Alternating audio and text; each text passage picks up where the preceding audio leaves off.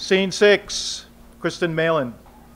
Kristen's friend Liz told us that Kristen is incredibly passionate about painting and public education, and that these devotions define her life's work. Kristen is a director of the National School Boards Association. Originally from New Orleans, she received a BFA in painting from Louisiana State University, graduating magna cum laude. LSU Professor Emeritus Edward Premuk told us that no other student has matched her academic achievements to this day. She also has an MFA in painting from Columbia University. She has worked at the New York Council for the Humanities and the Environmental Defense Fund. Kristen has exhibited at the O'Farrell Gallery, the L.C. Bates Museum, the New York Studio School Gallery, Center for Maine Contemporary Art, and the Maine Maritime Museum. She was nominated for the Joan Mitchell Foundation Award, and her work was included in The Art of Maine in Winter by Carl Little. Currently, she exhibits her work at the Caldbeck Gallery in Rockland, Maine. Let's start Act 2 with a warm welcome for Kristen Malin.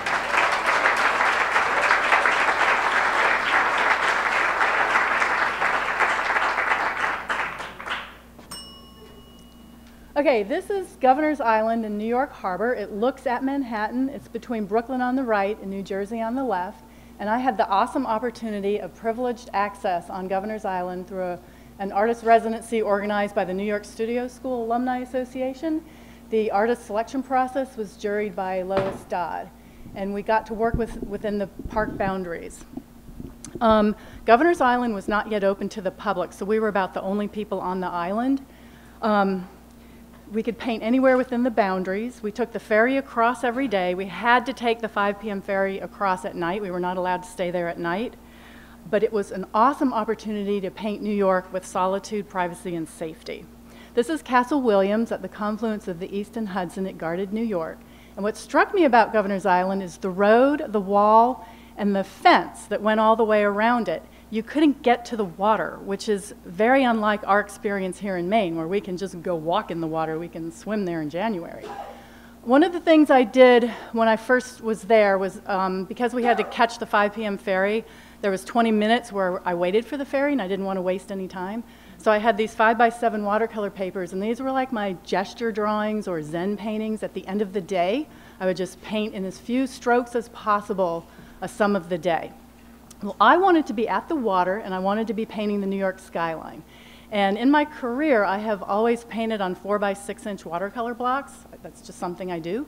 So I started with the Statue of Liberty. I'd paint a panel, then I'd get another block, line up the horizon line, paint a panel, line up the horizon line, and I kept going. And the 4x6 size made it manageable for me to learn the New York skyline and learn the relationships between the buildings and the water, the buildings and the sky, each other, capture some of the movement in the water. It was a way for me to learn how to translate the vast amount of information so that I could create space on a 2D surface. And I just loved painting Manhattan because I had gone to Columbia and I stayed in New York for about 9 years. I had never been to New York City because it wasn't open. So I was very curious as to Governor's Island. So I was very curious as to what was out on Governor's Island. And I tried to maintain a consistent scale and horizon line, but you can see there's kind of a glitch right there between Brooklyn Heights and Brooklyn, and it's because I actually had to move physically on the island, and I just couldn't do it.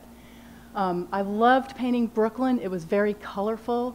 I loved capturing all the activity that happened there.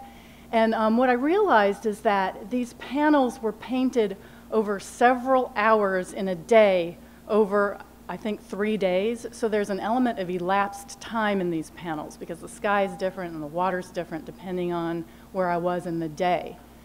This is the last panel. That's the end of Brooklyn, Verrazano Narrows Bridge. When I finished, I had 19 panels total. So it was the panorama is 4 inches high and 9.5 feet long. So it's a long, skinny baby.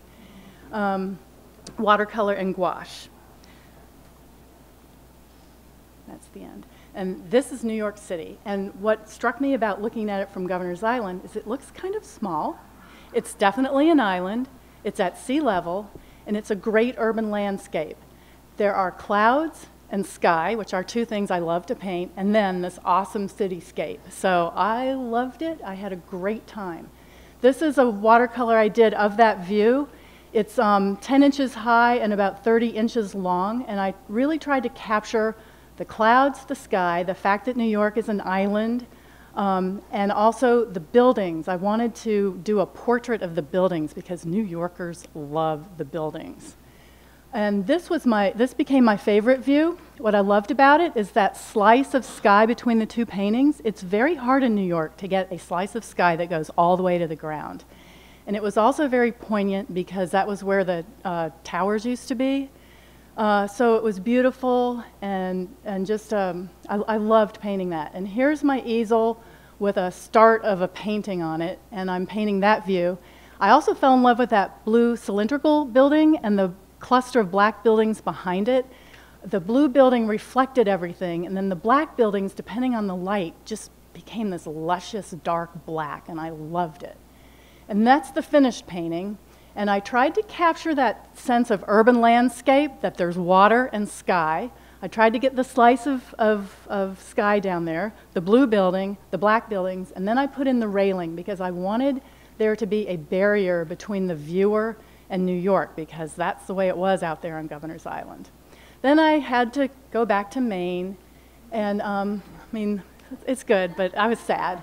And this is the cover of a book that I'm doing. When I got back to Maine, Cindy Prince at the Callbeck Gallery said, you should publish a folding panorama book out of that painting. And so I started working with Meridian Printing, and these are the interior pages of a mock-up I did. And I started in '09, and then I had to suspend it in 2010 because my father died and then my mother-in-law died, and it was just too much to handle. And then in 2011, I participated in a professional development workshop for artists by Creative Capital through the Maine Arts Commission, and it was a game changer. So this became part of my strategic plan. And I'm working, I had to start a fundraising campaign. I solicited advice from friends who had done Kickstarter campaigns and private campaigns, and I ultimately decided to do a private fundraising. I've raised almost all the money I need. I'm in the home stretch. I've signed off on the color proofs and the dummies with the printer, and it's going to go to print. It's going to go to press in a couple weeks, and I'll have the finished book the end of July, just in time for an exhibition at the Callbeck Gallery in Rockland. And the original watercolor painting will be on exhibit with the book. And this is an unapologetic marketing thing here, but this is the last piece I did on Governor's Island. It's a charcoal scroll on paper. It's 2.5 feet high and 15 feet long, and it's that same idea of doing the panorama. But please come to the Callbeck Gallery August 14th through September 14th. The panorama will be on exhibit, and the book. Thank you.